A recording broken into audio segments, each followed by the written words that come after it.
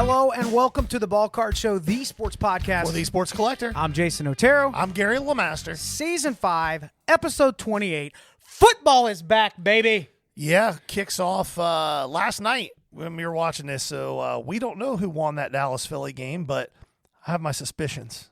Who do you think? Oh, the Well, Eagles. we'll talk about it in a minute. Okay. Well, you asked me a question. I know. This is Well, weird. I want to save a little bit of the juice for later, you know? Well, then don't ask the question. Well, I was intentionally doing it so I could interrupt you to get this reaction out of you. Okay, fair enough. A hobby of mine is pissing you off. I think anybody that watches this knows this by now. But welcome to the show. We've got a little bit to cover here. An insane card sells. Football is right around the corner. Now, Gary and I, when it comes to getting married, two things that we did. We outkicked our coverage. We did it at the right time at a young age, right? Yes, correct. The advice to all the young bachelors out there, outkick your coverage and then put the claws in. Don't let them go. But we lucked out because our wives enjoy watching football. My wife may enjoy watching football more than I enjoy watching football, and I love football. We will have football on 5 days a week in this house. Yep. This Saturday, wife and I are heading down to the Shoe to watch this big game. I'm so excited. Little anxious, you know, new quarterback. I would say that I'm jealous, but I hate going to games live. Well, you hate people. I do. 100,000 people around me. Yeah, just the idea of it is giving me, like, my shoulders are probably coming up right and now. you can't have a captive audience hearing your take on what you would have done with each play because they're watching the game. And what still a gonna waste! say it. What a waste of knowledge that would be, right? To not be able to get somebody to listen to it. One of these days when we're watching football, I'll be sure to capture a video when you don't know it's recording, just to hear, "Get out to the flats! What are we doing? You can't do that on 2-4-6 wrong split, you guys! Come on! What are you talking about? I watched Friday Night Lights. What are we doing here?" Anyway, football is kicking off this week. Super excited about that. We're going to have our picks for week 1 coming up later in the episode. But let's jump into this huge sale. So we talked this year already. The Clemente rookie in a 9 sells for over $1 million. Yep. Impressive. Not super surprising. No. But still like, wow, that market's really, a 9. We're talking mid-50s. That's a big grade. A go. It's a big grade, right? We talk about Caitlin Clark selling 11 six-figure cards already this year. I don't know. I haven't paid attention. There may have been another one in the last 2 weeks. Not that I've point. seen, but still. Yes. Very impressive. And then this week, we have not just a big card selling, but who's buying it is probably the bigger conversation, right? So record sale, the highest amount of cash paid for a single card in card history as far as on reportable platforms. Yeah. So there may be private sales bigger than this. But Right. And when we talk about cards that are record-setting and we're telling you that it's basketball, it should be obvious now that we're talking about early 2000s exquisite because that's kind of where all the record-setting cards are. If you want to have fun on YouTube, you can find videos from like 8 to 15 years ago of dudes just ripping through cases of exquisite. Oh, yeah. There was one big whale buyer. I can't remember where he was. It definitely wasn't in the U.S., and there's like a stream of them just opening cases upon cases. And they're pulling out cards at the time that may have been $200-$300 that now are like $2-3 grand. At They're like, least. oh, we didn't hit the big logo, man. Just tossing them like, ah! Yeah. Anyway. Well, Exquisite was a $400 box. Yeah. So, yeah. Think about that. Yeah. Think about that. So, what is the card? Dual logo man. PSA 6. PSA 6. Kobe. Jordan's logo is the gold thread. It's a really cool looking Game card. used. This card sells for, go ahead and tell them. Like $12.93 million. So after tax and fees, it's over $13 million. And the interesting part about it was who bought it. Mr. Wonderful from Shark Tank was in on the purchase. Yeah, it's an investment group that is consistently buying alternative class investments. And they spent $13 million on a PSA 6 basketball card. Card influencer involved in this purchase is a guy that goes by the name of Shine. Likely to sell you cards, ending and beginning the conversations with bro, dude. Well, he was involved in that Pokemon scam thing with Logan Paul and BBCE where it ended up being G.I. Joe cards. He was part of that deal too. Yeah, I think it has more to do with his ability. He must be a master networker for whatever reason. Yeah. Clearly. But if you would have put Mr. Wonderful and Shine buying cards on my bingo card, It wouldn't hit. and it was all that one. And like it just playing needs to hit Keno. once, and I win the jackpot. It's not on there. It's like playing Keno with 1,000 numbers instead of 100 yes, numbers. Yes. Keno tip for this week: 72 always hits. By the way, but yeah, Mr. Wonderful's in on this. I've seen him talking when he's a guest. It's MSNBC where he has a show. I'm trying to remember CNBC. Somebody's gonna Fox Probably Business. I don't CNBC know. would I don't be know my which one. guess. But anyway, he begins talking like over the last couple months about this growing alternative asset class. And when you see somebody that is well respected in the investing community, Or at business least community, well-known. well known, I think there's a lot of people that respect him. Or you just watch Shark Tank, and you're like, hey, I know that guy. Yep. Maybe that's a better way of putting it. Yeah. But when he begins talking about that alternative asset class for the high-end market, you're like, okay, that's kind of cool. A little more attention, a little more money flowing into this. But then we find out that he's got a group of people that he's investing with, and it sounds like they may be trying to set up their own like boutique, ultra high-end. You're not going to find this anywhere else. Sell these cards to people as long-term holds. Yeah. Or just bajillionaires that want something nobody else has. Correct. Well, and the other thing that was really interesting about this sale, not just who bought it, but normally when you think of this type of a card, what auction house would you assume that it Oh, went yeah, I through? would assume Golden, right? And if not Golden, you would assume Fanatics Live. Yeah, sure. Yep. Heritage. Yep. Heritage Auctions is where this card went off. Not that Heritage isn't a respected auction house, but it's just surprising that this big of a card went off there. Have you noticed this year? So I feel like last year, the year before that especially, everything was hitting Golden. Everything was selling Golden. Fanatics, when they first launched the live auction platform, you see some big cards there. But this year, there have been a few. The Clemente was not Golden, I don't believe. No, I think it was Prestige. Yes. Pristine. Pristine. Yeah, Pristine. Yeah. So I love seeing competition in the market on the high-end stuff. For sure. Just like I would love to see it in grading, which we're going to spend a good amount of time talking about grading here in a little bit. We're answering a lot of questions that have been coming in. We're going to do a little segment called Tools of the Trade here in just a moment. But we can't ignore the fact that a $13 million card was purchased by somebody emphasizing long-term holds and as an alternative asset class. Yeah, I for don't investing. think the most of the people in this group outside of Shine are sports card world people. No. This is just big corporate and institutional money flowing into our space. That's a good thing for all of us if it doesn't create bubble. If it does create bubble, it's a good thing for those of us who know how to time it and ride the wave up and have been here for a while. Right. You know, that's what happened Or during people that have COVID. 50,000 low-end cards in their eBay store. Well, that's You the know? thing. Like, that's what happened during COVID. Like, people who bought at the peak in COVID got wrecked. Everybody who had stuff forever leading up to COVID cleaned up. Yeah. And then at the end of it, all the people who bought at the peak got wrecked, but everybody else that had been here before COVID, their stuff was still worth 3.5 times what it was before COVID. So that's the way these boom and bust cycles work. You go up, it comes down, but the stop point is still higher than where it was before the boom started, and it does this. You got to ride the waves. Yeah, seeing cards that big move, seeing the card market talked to by people who we know are spending a lot of time researching what is happening in this market. Is it sustainable?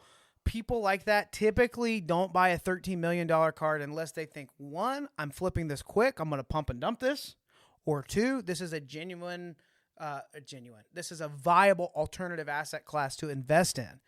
Well, you certainly can't go wrong with that particular card. It's like buying a high-grade 52 Mantle. Unless the entire functional economy collapses, you're probably not taking it in the teeth. Sure, on that. but 13 million, right? Like I know that those Mantles get up there too, but yeah, that was the previous high sale. what we're seeing with this modern era basketball. Now, here's what I hope happens, and I do think it will.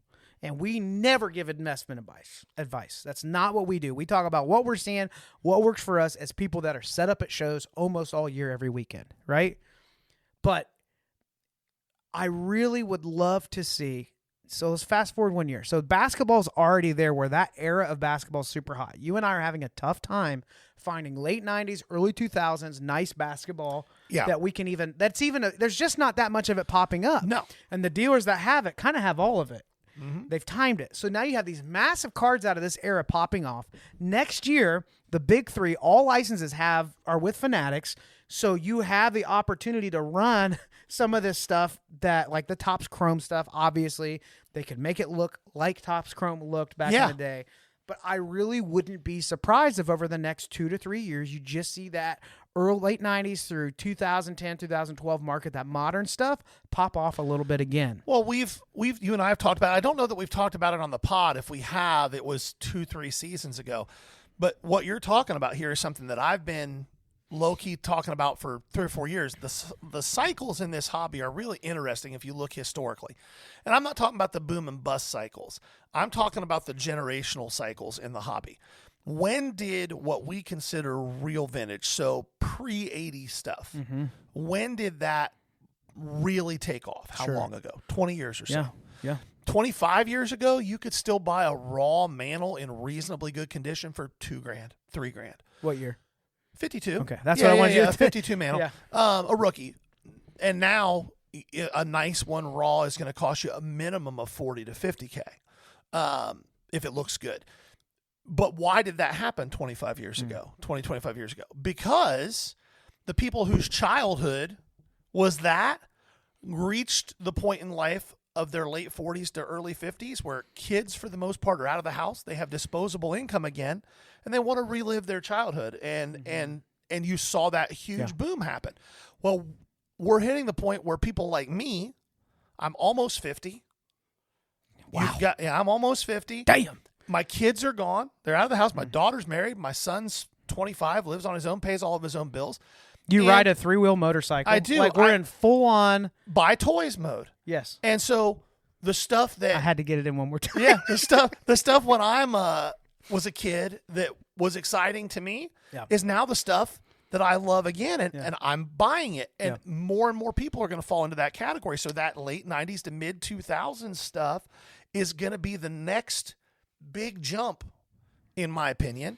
And it's something that I've been saying for 2 or 3 years, and we've kind of seen it a little bit just with what we do on Whatnot. Oh, yeah. It's so much of what we run, and people are more love interested in it. Yeah, it doesn't mean that the market's demanding a premium on all this stuff yet. But I think one thing that we need to consider, what you're talking about primarily is saying that the card collector is getting into a little money where that period of time is interesting to them, right? Yeah. There is an accelerant here, and it's that what the hobby has become for the younger generation is a group of, I'll call them kids, but I mean clear up to like mid-20s that are into the hobby, been in it for a few years, and they do have PC collections, right? Things that they collect. I know the old timers like us are like, they don't even collect anything, blah, blah, but they do. However, they're way more hyper vigilant about the current market and where stuff is moving. Yeah. And they're flipping cards to afford their hobby, right? Yeah. And the cards that they want. So when an era like modern pops off, it's not just going to be the people our age. It's going to be the younger generation that's like, oh, this market is popping off. Well, we saw it at the National. Boom, I'm going to go buy it and flip it. Yeah. We saw 12-year-olds pulling out just bands to buy vintage. Like 12-year-olds, here's $6,000. I want this card. Yeah. So not that there's a part where it's like, all right, Jimmy, there's no way you mowed enough lawns for that. Like, I was having a conversation yesterday as I was shipping on TikTok. We're live, and people were talking about it. And I just wanted to hit pause on this. This might be a good time to throw this in. We don't have it in the notes. But it was like, this hobby's expensive, right? Yeah. And some people were like, how do all these kids have cases of 10K worth of cards and they're doing trade? So some of them did trade-up challenges, and they've been doing this for 5, 7, 10 years. They'll probably be your boss in 5 years, right? Right. But there's also a bunch of really rich kids whose parents drop them off with wads of cash every Saturday to go to the card show for the last 10 years. Or buy them $3,000 worth of sealed wax a month and go nuts. Yeah. There's a lot of us that, and I'm in this category. I can't just go buy whatever I want to buy. No. It would be fun. But there are people with a lot of money that just love cards, and so they are going to go buy all the stuff, and they're going to have all the stuff, and they're going to spend all the money. They're not under the same pressure that the majority of people are financially. Sure. And the nice thing about this hobby, though, it is one of the things that makes it really beautiful, truly, is that if that's who you are, you can enjoy the hobby. And I also have regular customers and regulars at the shows in Central Ohio that you see at every show, and they probably spend 5 hours at the show. They spend less than $50, and they just like what they like. I'm thinking of one guy specifically. He collects the 49ers. I know exactly what you're talking He about. comes to my boxes. He never looks at my showcases because he's never going to spend more than $5 on a card. And he's Not told me interested that. in small talk. No, not at all. He just wants to enjoy the cards. He's going to dig through the cards. If you have 49ers cards that he doesn't have, it doesn't matter who it is. He's going to buy them from you. And then he's going to go to the next table and do the same thing. And that's the way he enjoys the hobby. Yep. You can enjoy this hobby in many, many ways, and there's no pressure to be like anybody else. Do it your way. That's okay. Yeah. All that to say, when an era that hasn't been super liquid gets that kind Hasn't of attention. been delved yet. Yes. And the money starts to move there because collectors are moving there.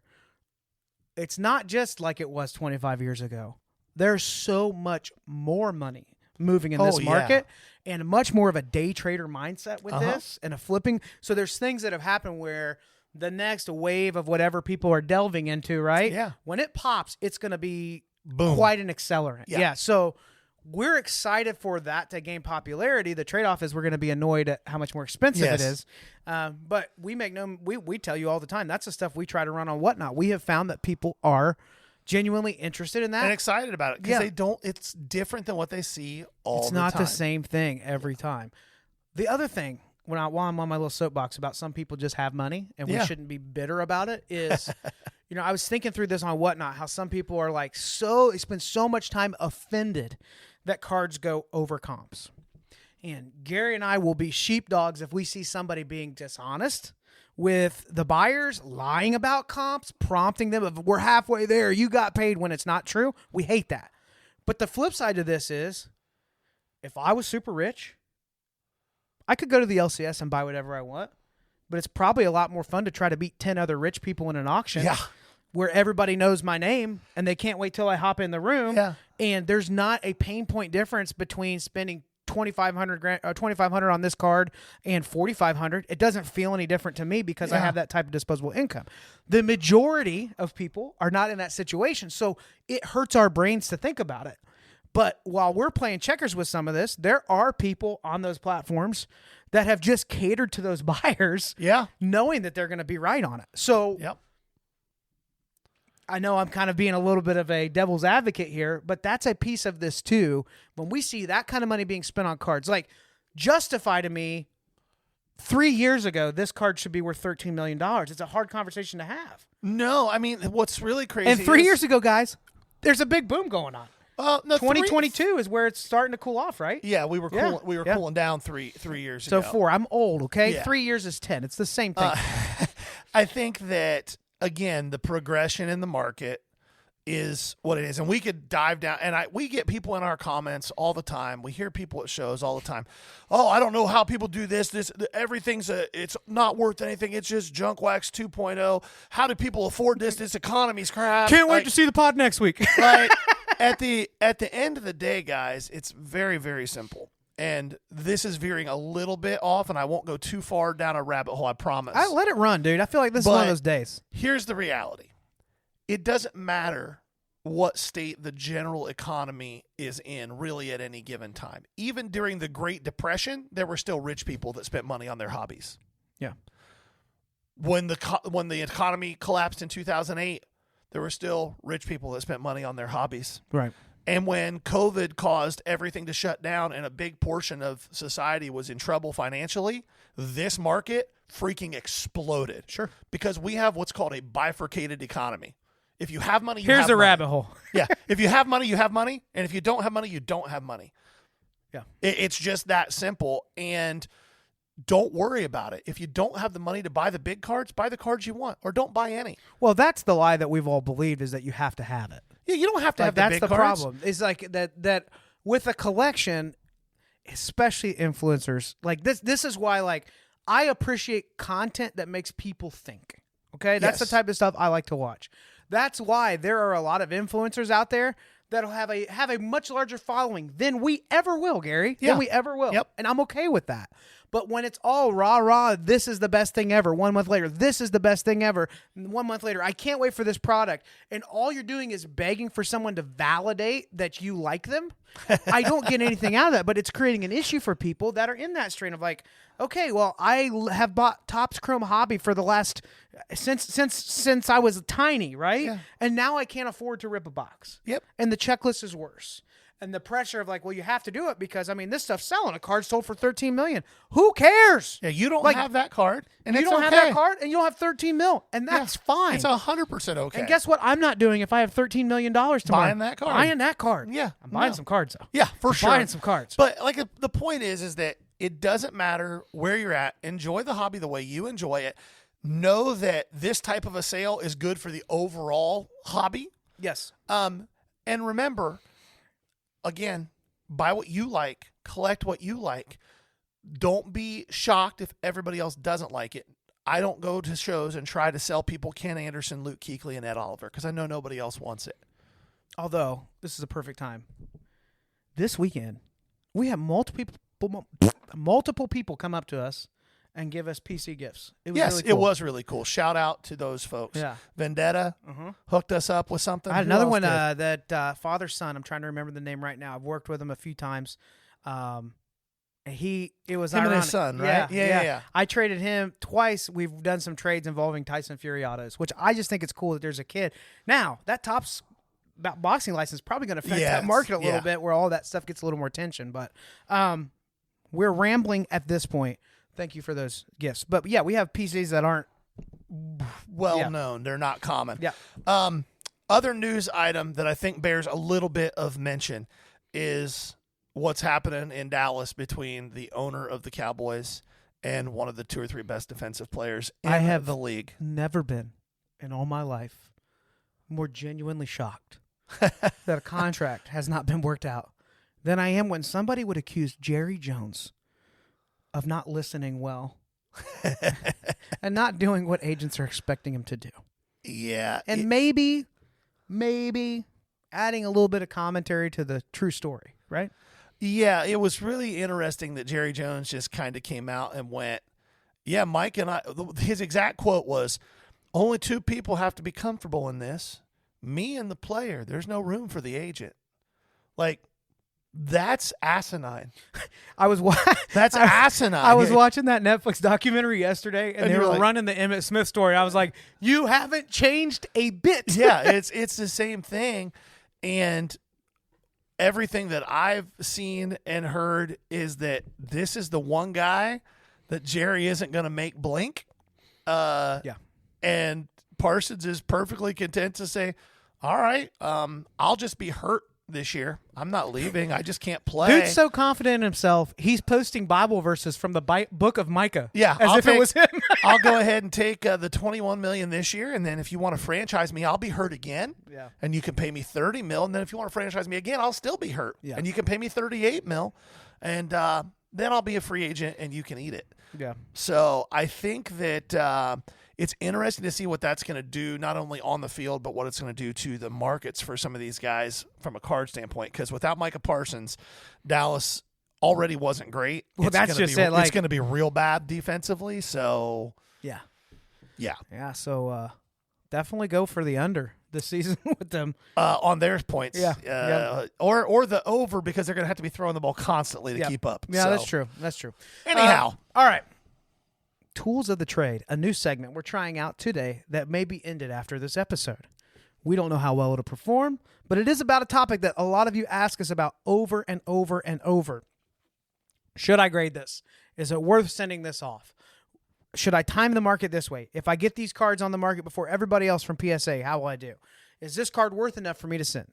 And yesterday we had a question when I was live on TikTok, which for those of you that do like the eBay stuff and have followed that content, about 3 times a week while I'm shipping orders, I hop on live, answer any questions you have, talk through eBay metrics, card stuff, whatever. So feel free to catch up with that if you're not following us on TikTok, _ballcard_show on TikTok. Anyway, the question was, hey, I use Kurt's Card Care and sent the card off, and it's a valuable card, and it came back as a 7. what could I have possibly done wrong? Genuine question. So for those of you who've been doing it a little bit, maybe you want to jump down the throat of the person asking that, like, oh, obviously, boom, boom, boom, boom, boom. But it's super clear that people entering this hobby in the last year have just been told, just send it off. Just drop it off at GameStop. Just send it. Just wipe it down, and you're good. And if you send enough cards, you're going to get that grade. Or you have Eric Michaels selling you his course, saying, here's the model. Buy it, grade it, flip it, right? But meanwhile, don't follow that advice if you want to do anything in this hobby. So that would be an example of I don't have a lot of you guys are gonna laugh at this. We don't go too hard in the paint on influencers. We say a lot of things in jest, right? But when I see somebody literally giving advice that could be financially detrimental, allegedly, right? But it is not as simple as just send it off. And the reason I know that is because we hear from people all the time that have followed that kind of advice. Send it off, look it over, but it's a little more in depth than that. They send off, 50 cards. They're in it for, what is that at this point? At least $1,000. Yeah, over $1,000. At least $1,000. They get cooked at a 30% gem rate. They send off the wrong kind of stuff anyway. The 10s barely cover the grading cost. And they kind of exit the hobby just as quickly as they got in. Yep. Now, my question is, were they really in the hobby, or were they just trying to flip a little bit if that's the mindset? But we want to talk through grading, what to actually look for, and then some things that we use and some advice that we have if you're going to consider grading. Right. And again, with a pretty heavy focus on the actual tools that you need to do the job right. I think that we are going to touch on the things that grading companies look at, but most of our time is going to be spent on the types of tools you need in your possession in order to accurately pre-grade your cards so that you can have a good idea, a range of what you can expect to get back from PSA. So before we jump into that, just a quick entry-level 101 reminder. So the question that person asked is, hey, I used this card care product that everybody talks about, and I got a 7. How did it happen? And my quick answer was, well, unfortunately, they don't grade based off of the product you use on the card, which, by the way, could technically, if they notice it, prevent that card from ever being slabbed, right? They have a stance against this. I know it's waffled, this and that, but you're not supposed to be using it or to alter the card, right? But they're not grading that. They're not grading that. They're grading the surface, the edges, the corner, and the centering. And I think what most new collectors are doing is they see there's a product out there that can enhance the surface. The surface flaws are easier to see on the new shiny stuff, right? And so they wipe it down and think that's good. There is not enough turtle wax in the world to fix the centering on a card. Yep. It doesn't exist. Or a massive dimple in a chrome card. Crater is what I call it on a lot of those. So those 4 things are what are actually being looked at. So if you've been sending stuff off because it looks kind of cool, or the worst advice I ever hear people say is, it's pack fresh. That doesn't mean anything. Means nothing. I have seen some destroyed cards come out of packs. Yes. Absolutely destroyed. And just so you know, if all cards came out of the package perfect, that would destroy the card market. Yeah. It would definitely destroy the grading market because everything would be a 10. Well, and then where's the multipliers? There's not. That's the point. Yeah. So those are the 4 things that are actually being looked at. Now, surface can be impacted by using a product like the big one is Kurt's Card Care. A lot of people talked about. I've seen some pretty cool stuff that they've done to restore vintage. Scares me. Soaking a vintage card in a liquid overnight, like some of the tricks that they use. But there are people that have had great success using products like that. Let's jump into some basics, understanding that those are the 4 things that are actually being looked at: centering, edges, corners, and surface. Well, let's talk about the tools for each one of those things then. Number 1, centering. If you do not own a centering tool, they cost less than $10. You can jump on eBay. Jason and I both use one by a company called Gem Mint. And it's easy to use. It's a very simple. That comes with instructions. Go show them what that looks like. So it's just a little acetate thing you can lay over top of the card. You technically... Couple ways to do it. I don't ever recommend going directly on the surface of the card. I'm happy using a penny sleeve on that, but there are people that feel comfortable doing that. Just know, like, if you're dragging this around and there's any dirt on the back of this, scrape things up. So essentially, hope you can see this. It's got a grid around it, different numbers where you line the card up within there, and it's going to give you some different numbers to basically create a ratio. They also give you a card that explains, You know, if one edge touches 2 and the other edge touches 2, then you're at a 50-50 centering. That's perfect. If one edge touches 5 and the other one touches 1, that's 87-13, not Jim. Right. So it just gives you a way to measure all those out. You can lay that over top of the card. Start there, because the mistake many people make is it is hard not to have bias going in that you want to believe this is a 10. Everyone that's getting ready to pre-grade a card, you want to believe it. But if you want it too bad, you're going to hurt yourself financially. So start with centering. Yeah. So that's the main tool for centering. The metrics for centering. Yes. Used to be a 60-40 window, right? For PSA. For PSA. Now, the back of this one is probably outdated. Oh, yeah. It's now 55-45 both ways, top and bottom. Now, on the back, it can be like 70-30 or 75-25. 75-25 was what it used to be. They haven't announced that's changed, Yeah. so I'm assuming that. But, yeah, the windows are even tighter, so you'll want to make sure. Because if the centering is way off, you're not – Doesn't matter how good the expect rest of the it, card because is. you're going to have group submitters, you're going to have LCS owners, you're going to have breakers that say just send it anyway. Just send it anyway. Everything else is so perfect. Just send it anyway. You're sending off a card with a known flaw, and you're paying at a minimum $25 a PSA and waiting 3 months. Yep. So do the math. If I wait 3 months, I can't sell this card raw. What am I missing out on revenue-wise? How many more times could I sell a card from that cash? What will this potentially be in 3 months? Yep. And don't expect more than a 9. But the centering tool is $10. I'm sure there's other ones out there. We don't recommend using AI software centering tools that take a picture and take a guess. And the reason for that is it doesn't work. No, it doesn't work. I mean, you have to be so perfect on your alignment with your camera and the card. Like, it just spend the $10 on this and do it. And it'll take a few minutes to get used to it. Yep. Like, you'll get one end lined up and you think you're about there, and then you realize you needed to move it over a little bit. Your hand drifted. Like, well, and if you already have graded cards, throw it on top of some of your graded cards and see where it fell. See where that centering fell to get that grade. We probably need to explain a tiny bit more. I don't want to overdo it, but so what do you do on, like, a few years ago we had a Topps flagship product. Was it J-Dom's rookie year in a Rosarenas, where there was like a full bleed clear to the edges, right? And you don't have like a very clear border to measure off of, but you have the Topps logo on one corner and maybe a team logo on the bottom. Explain how that works when you're using the tool. So it's, again, for me, what I always look at in those type of situations is the edge of the printed piece. So if there's a Topps logo in the top left corner or the top right corner, what the far edge of the S is to the edge, and then a team logo on the bottom or whatever's printed at the bottom from the far edge of that the other direction. That tells me my centering left and right. Same thing, top and bottom. Some cards are a little tougher than others. That's just the reality. The full photo variations are impossible. You just have to hope that it was cut properly. Right. But to be fair, so does PSA. Right. They have to hope too.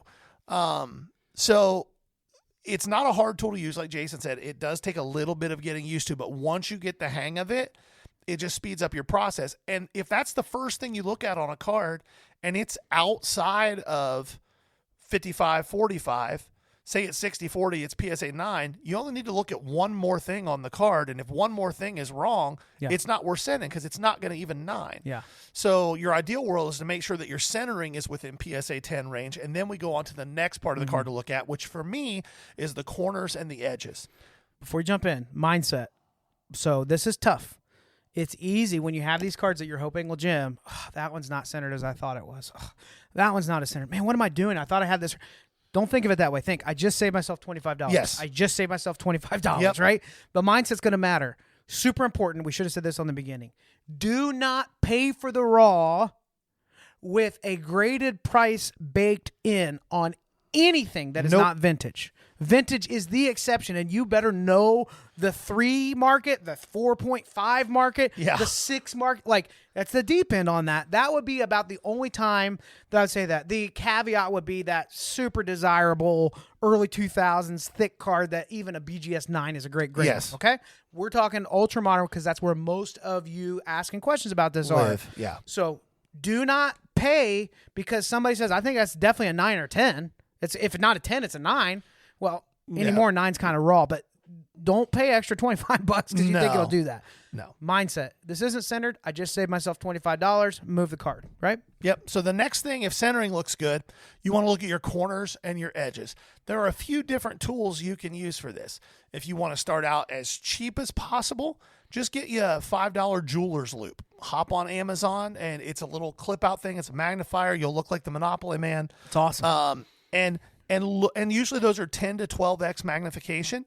You want to check the corners. You want to check them for sharpness. You want to check them for whiting, front and back. This year's Prism, 2024 Prism football, the back corners were brutal. It's why the 10s are like a 4 or 5x multiplier from anything else, and 9s are even a multiplier over raw on that product because the corners were so bad coming out of the package. The QC was really bad.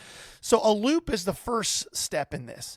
The next step would be a tool like what Jason has here. He's going to show you. And this is an inexpensive alternative too. Yeah. Now I bought this a couple years ago, so they may be a little more. I think I was in this for like $25. First off, it's a magnifying glass. Is it 20x probably on this one? I can't remember. I don't know, but probably 20x. It's lit. got LED lighting. It's cool because it's rechargeable, so I can kind of take it up if I'm tired of sitting in my studio, the basement, all day. But you can run the card across, and from different angles, you catch different magnification. It has lighting for you to catch it as well. This was on Amazon for like $25. Since I bought this, there's a digital loop that is much more affordable than they used to be that's come out. Yeah. Not cheap. No, but much more affordable. And what Jason just showed you guys, for 99% of you, that's all the further you need to go. So do you want to mention how we use this with Surface while we have it well, out? we can. So that's going to be probably for 99% of you. The next step up is what I've got, because at one time I was grading a lot. I don't grade much anymore, but I have a digital microscope. It's a USB microscope. It's got a screen built into it. I can change the magnification as low as 15 and as high as like 200. And it works really, really well. So once you check your edges and your corners, you're looking for whiting, you're looking for rough edges, you're looking for dents and dings. The last thing you're going to check is surface. And this is where having some type of a light like this is really important, especially on chrome and shiny cards. Optic, Prism, Topps Chrome. You want to be able to get that light running across the surface of the card. And what I do is, those... You'll remember, some of our listeners won't. Remember back in the day they had those books that you had to like blur your eyes to see the image? Yeah. I kind of let my eyes go blurry and just watch the light. I'm not looking at I always the end up card. cross-eyed with a headache, but yeah. I'm not looking at the surface of the card as much as I'm looking at the light that's running across it, and anything that interrupts that light, I take my focus back to so I can see what those surface issues are. Read up on what PSA's standards are for that. You can still have a 10 and it has a dimple, as long as the dimple's not in a You said something that's actually what a lot of people don't realize, so I want to go back and explain that for a second. Sure. Before we keep going. So when he's talking about surface, he's saying you let the light catch it. When I can tell when somebody doesn't know what they're looking for, but they really care that the card is clean. We'll have somebody say, "Can I take a look at the card?" And if their first move is to move the card right up to their eyes to check the surface, I have an idea that they probably don't know exactly what they know. They should be like checking that? the surface, but they don't know how to. So when Gary says catch the light, you can do this in an LCS with fluorescent lights. You can do it at a show. If there's any lighting, I'm trying to cause a glare is what he means. Yes. So where is the glare? All right. So I'm looking at the lighting that we're using here for the studio. Now I have glare. I had to angle it a little bit away from me. And all I'm doing is trying to move the card so that the glare runs slowly over the whole card, all the way across. And if that glare gets interrupted by something, it warps. Now you know, and we're looking on the surface. These are the things we're looking for. We're looking for scratches. We're looking for print lines. And we're looking for dimples. And then the other thing that gets a lot of ultra modern too, and people don't understand because they'll say all three of those were perfect. I don't know why this got an 8 or a 7. NBA Hoops Premium was a great example of this. So the Zion Ja Rookie class, when that product dropped, it was when Panini's like, just fire up the printer. We don't care anymore. Let's make our money for this as long as we can. And before Fanatics was in the conversation. Yeah. But that was a product where people were so frustrated because those Zions out of a blaster were like, a parallel was $100 raw. Well, the designs, the Pulsar designs and the Disco designs were so tight together that if you didn't do what we're describing here with a light and really look, you missed tons of scratches. Those cards were scratched like crazy. Oh, yeah. It's why it's so important to really look at your cards. If you just glance and assume, you're going to be wrong most of the time. What I was saying about that set was it wasn't quite embossed, but the border and the logos were pressed where you could almost feel it with your fingers. Yeah. And what a lot of people don't realize is sometimes that stamp gets offset. Thank you for doing what drives me insane on the podcast. Well, I was making Finishing sure I the was sentence. understanding where you were So going. it's not in the same spot, right? Yeah. So that's what you have to look at too on the surface is where the border is. Do the impressions of that do the impressions of that embossed logo or whatever line up with where the colors are? And a lot of people got cooked on that. Well, a lot of times that embossing goes around the player as well, and you just see this shadow edge. And so if you see that, it's not a card you want to grade. So some of you are hearing this and saying, well, then I probably should send off hardly anything. Yes! That's correct. You That's should send exactly off what we're hardly trying to anything. say. If you're somebody that's doing this at scale, you now, are there people that get their reps in? And we know people. We got a regular that we know that gets a pretty high gem rate. He brings Yep. a lot of stuff up, sells to us. Shout out, kudos. I know he's a fan of the pod. I have a feeling that he's got a real good eye for what he's looking for, what'll pass, what won't. And you'll get that too. But the answer to learning isn't send everything off. The answer to learning is grab, you know how I decided what I will grade and what I can't? I don't know if you remember this, that huge collection that got me started. that I Yep. bought. I spent a day going through 2 rows of a box. They were all penny sleeves, so it's a lot of cards. Yeah. And I just pre-graded every card. Not that I was going to grade any of them. I went through and made a pile of what I think would be worth grading and what wouldn't. And then I don't know if you remember this. I picked 10 or 15 of the best ones. I remember Kyle Lewis rookies were hot. Yeah. And I said, look through these and tell me which ones of these you wouldn't send off and explain to me why. Yeah. And that was a great way to learn. I was pretty close, but I took so many hours to look through and then, that's not good enough. That's not good enough. And the ones you want to be good enough rarely are, right? But Yeah.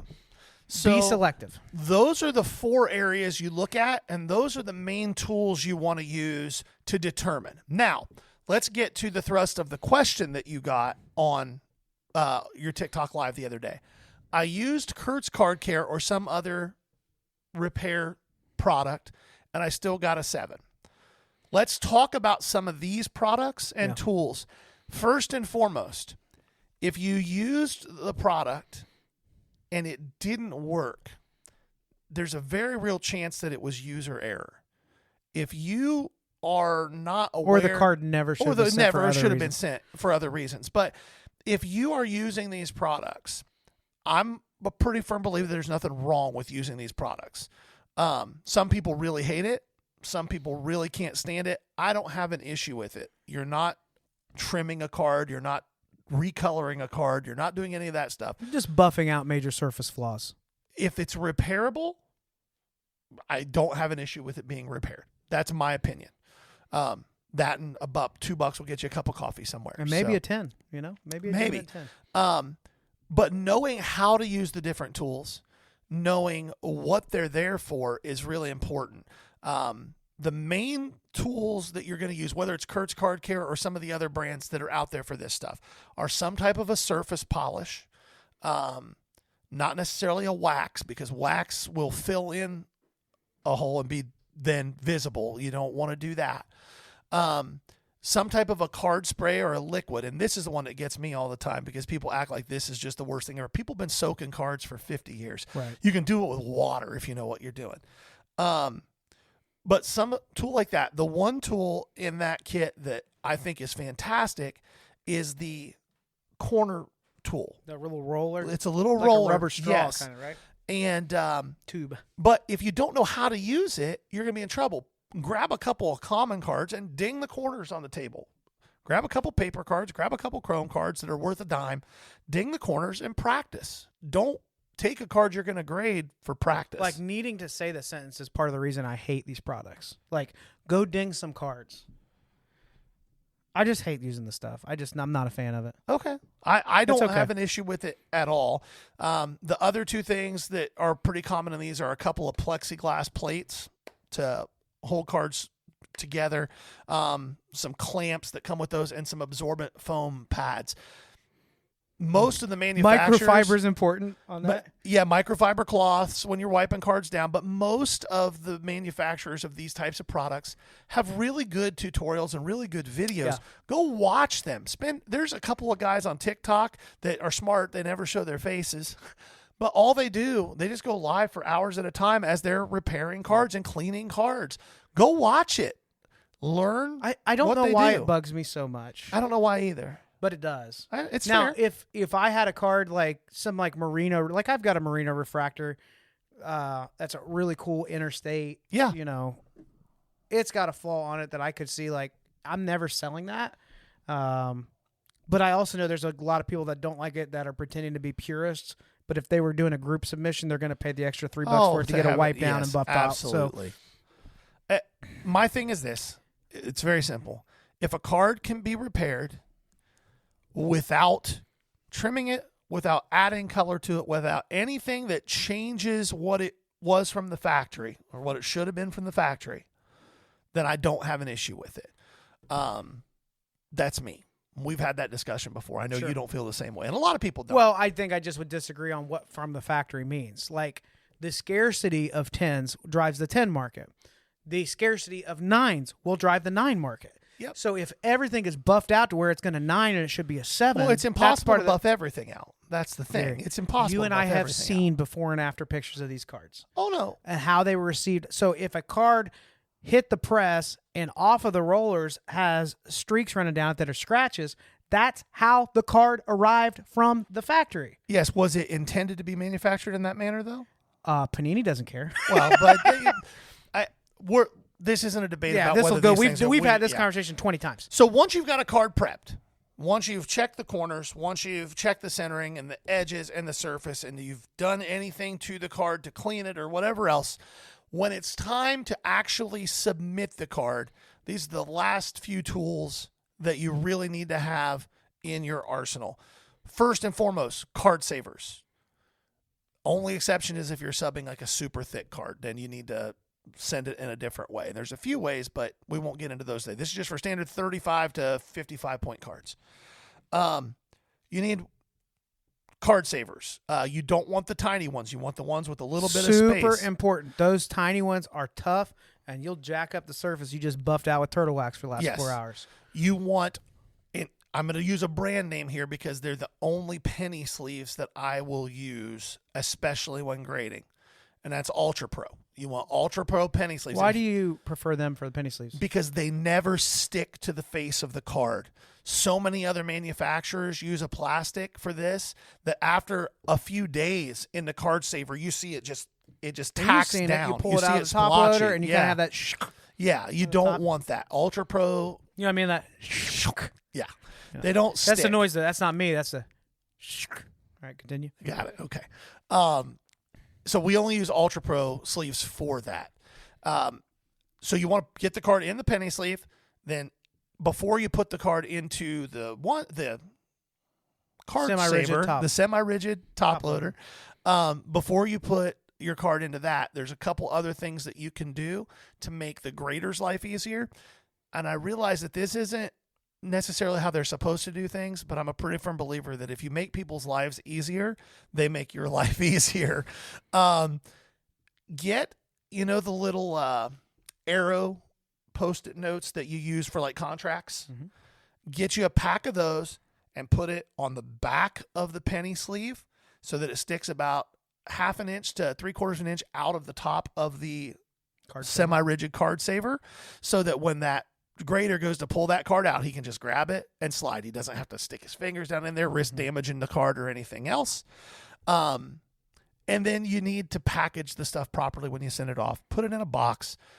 Put it in the correct order. Follow PSA's instructions or They SGC's do not want you instructions. one touching this. They do No. not want you top loading this. No. They do not want you. Well, they even encourage a rubber band, don't they? But I don't. A At one rubber point, band it was around the encouraged. card savers. I won't even do Yikes. that. I take all the card savers. Once the cards are in there, then I wrap the stack in some bubble wrap, and then it goes into the box. Their sheet that they want on top of that, seal it up, send it off. Yep. Notice we just handled 25 minutes of pre-grading without one affiliate link. Yeah. One of two things needs to happen. We need to get paid, or we need to get some respect for not trying to not trying to hustle you all for a discount. 10% discount on this 30% marked up item. Any other tools that you think of that are I'm trying necessary to see here? if anything else that we went through. Just don't go cheap on whatever you know. This is a starting point. If I was jumping back into grading again, and Gary and I probably will soon, just buy a nice digital loop. What do those run? I mean, I've got my microscope. My digital microscope was like $60. That's a good option too.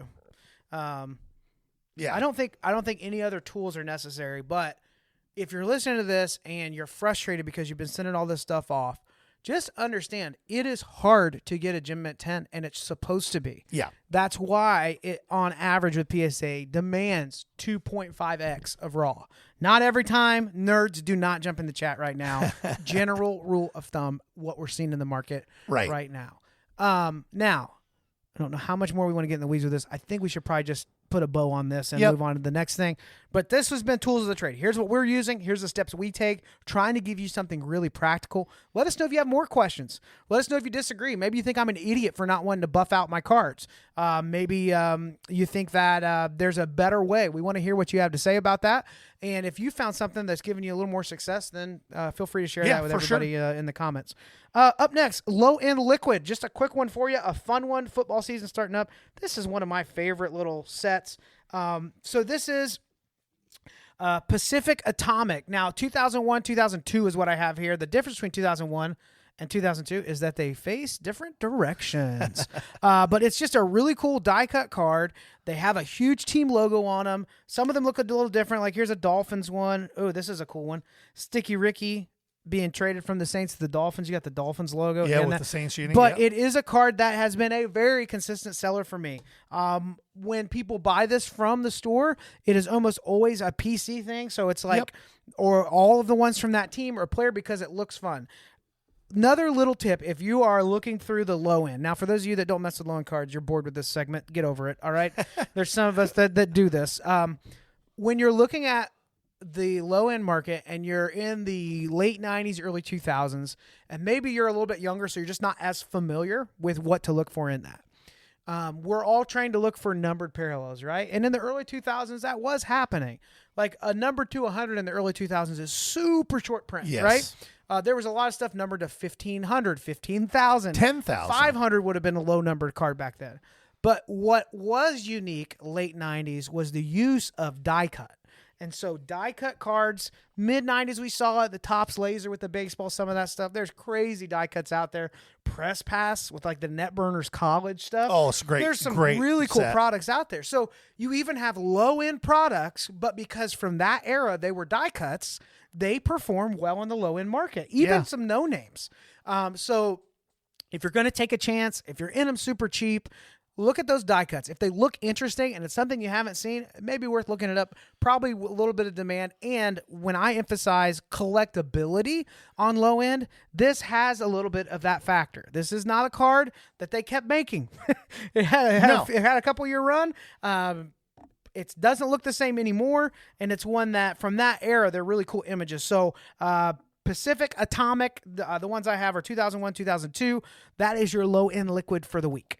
Solid low-end liquid. All right. Last, but certainly not least. Definitely not least. We're all excited that football is back.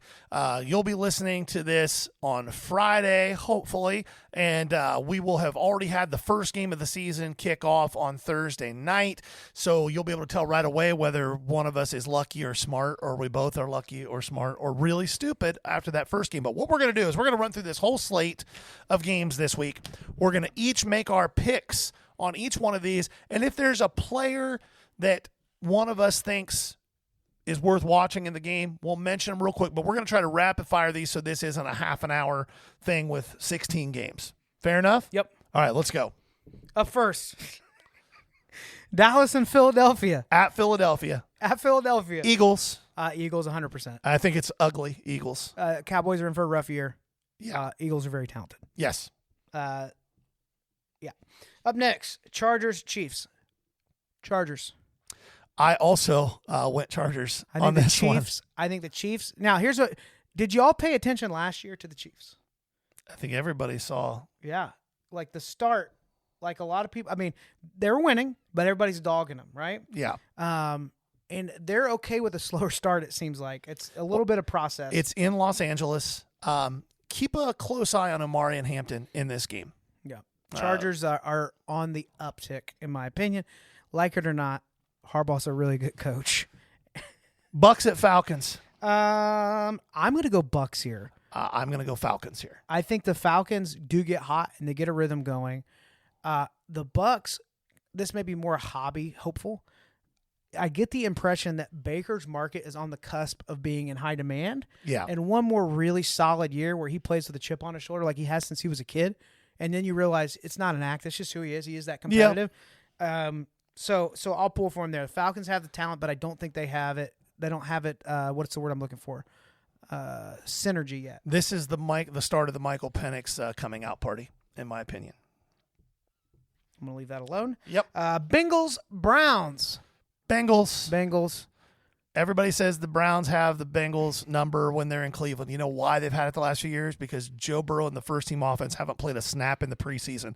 This year they played in 2 of the 3 games. They're not going to be no-game reps going into the first week, and I think they walk. Yeah. Up next, Dolphins, Colts. You want to pick first? I'm going to pick the Dolphins. This is a toilet game. This game sucks. I think the Colts have a little bit more chaos than the Dolphins do right now, but they are both in the dumps. Colts by 10. Colts have a competent quarterback, but we didn't get to see a whole lot last year out of the team. That's because Anthony Richardson was bad. Colts, watch out for Daniel Jones. I like that the only one where you gave a spread that was strong was the one against my favorite team. And let's not pretend that was just football knowledge. That was a shot. Him begging for it. It's a little shot. All right, that's fine. Raiders, Pats. Pats. I would go with Pats too. It's at New England. And again, the difference in how this team performs with Vrabel at head coach, Drake May in his second year, and Travion Henderson is going to be. Guys, now, again, Buckeye fans, sure. Travion Henderson's for real. Yep. And he is in a good fit. Yeah. And that is a division that he will be running all over based off of what I'm seeing. So, Toilet Bowl game of the week, Cardinals at Saints. Just when you thought it couldn't get worse than the Dolphins and Colts. I'm going to go Cardinals because the Saints do not have a functional situation at quarterback now. I'm also going to go Cardinals. I don't think the Saints have a functional situation anywhere. Yeah. Could this be the year Kyler is able to see over the line and get the ball to Marvin Harrison? That'd be kind of cool. Yep. If that happened. Steelers, Jets. I'm going Jets, and keep your eye on Justin Fields. This is a revenge game for Justin Whoa, Fields. I didn't even realize this game was week 1. This is a great one. Yeah. So this is a revenge game for Justin Fields. And the Steelers offense, Aaron Rodgers has not looked great in the preseason. I don't want to use the word desperation, but I mentioned it last week. The Steelers they made some decisions the off season. Good grief, I'm struggling today. That aren't very Steeler-like. And so I wonder if there's a little more chaos. They do have some talent there, but I will go with the Jets. That is more me pulling for that to happen than anything. Yep. Giants at the Washington Commanders. This could be a good game. I think I you don't can see disagree. a little bit.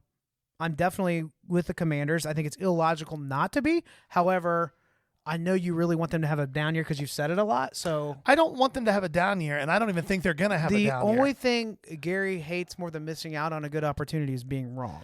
I'm picking the Giants, mostly because competent quarterback play, even not great, but just competent quarterback play is going to go a long way there. And McLaurin, I agree with that. McLaurin just signed his deal and has not taken a snap on the practice field even until 3 or 4 days before the first game of the year. So I think it's going to take a little while for Washington to get into any kind of rhythm offensively. Yeah, I think I would just lean on the fact that team won a lot of games and they know how to do that. The Giants are trying to explore what that feels like. Yeah, still picking the Giants on that one. All right, you didn't change your mind? I'm shocked. Panthers, Jags. Who cares? Just kidding. Jags probably. Panthers. Titans, Broncos. Titans are rough. Broncos by 1 million. Yeah, it's probably not going to be great. Broncos defense is great. Titans are it's not. It'll be interesting to see how Cam Ward does against non-vanilla defenses. Yeah, I'd like to see him do okay, but I don't think he will. Niners and Seahawks. Now, I got to remember, there's been a little moving around in Seattle. There is Sam Darnold at quarterback.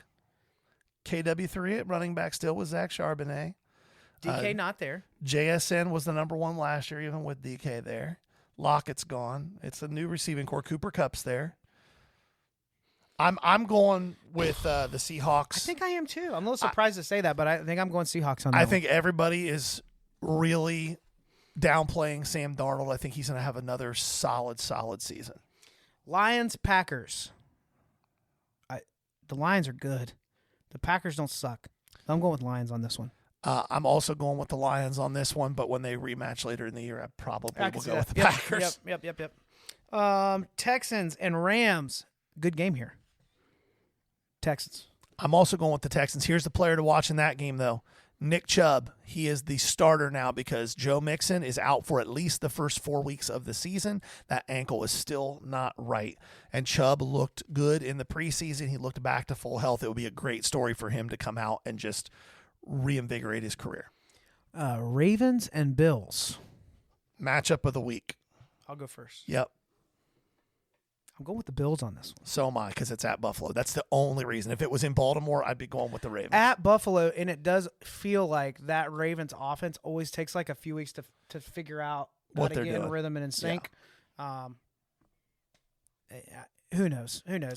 I know I'll get a comment for just even saying that. Vikings and Bears.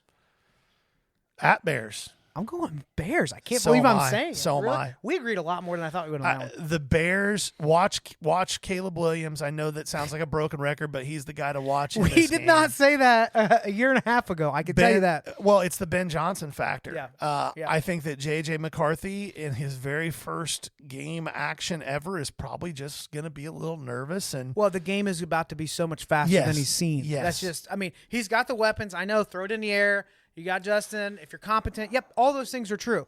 I still think the Bears they seem to be building a good program. Well, the Bears can double Justin Jefferson this week because Jordan Addison's suspended for the first 2 or 3 that's weeks right. of the Yeah. year. So the Bears improved across the board on offense. The offensive coordinating head coach knows what he's doing. Caleb Williams has looked comfortable in the preseason. There's a lot, as much as I hate to admit it, there's a lot of upside with him. He seems to have grown up just a smidge from last year to this year. So that's the week's NFL games, the whole slate. You got our picks. Make fun of us, roast us for them. Tell us how stupid we are in the comments. We love it. It hurts. It only hurts you. Yeah. I have feelings. I guys. don't. Yeah, he's lying, but it's okay. Quick reminder, we announced this on socials before we wrap up today. Whatnot, we are going to start at 6 o'clock. Last week, we ran 5 hours, and I had, 7 high noons? Yes. It was a wild show. Wild show for a man that's almost 40, but we had a really fun time. We want to be able to run that show for several hours, and if it needs to extend out like last time, we want to do it. So we're starting at 6 p.m. Eastern from now on. Quick reminder, if you're catching this on an off day, this podcast drops now on Fridays at noon. Is there anything else to announce before we head out? I don't think there's anything to announce outside of upcoming shows. I know we get a lot of people message us asking us where they can find us at in person. September is a very busy month for shows. Yes, with bigger shows. So tomorrow, from when you hear this, Cincinnati at the Westchester Boys and Girls Club, the J&J All-Star Show. I will be there. Jason will not. This loser's going to the Ohio State game instead of coming out to meet y'all. Section A, bro. September 6th, Emilio's in Cuyahoga Falls, 230-table show, really big show that's worth driving to. September 13th, Xenia. September 20th, Eastgate, Cincinnati. The 28th. 27th, Newark. Oh, yeah. 27th. I think it was 28th and 29th, but you're right. It's 27th, 28th. Newark, go grab you a centerpiece. Don Jones right. show over Shout there. Shout out to Don. OG. And then Sunday, the 28th, the big boy of the month, the Grove City Card Fest at Grove City Central Crossing High School. That should take us out for all of September. Who likes having weekends when you have a family? Or who likes watching college football? Forget it. I guess you catch most of it. You're just those noon kickoffs. Anyway, This has been the Ball Card Show, the Esports Podcast. For the Esports Collector. Bye now.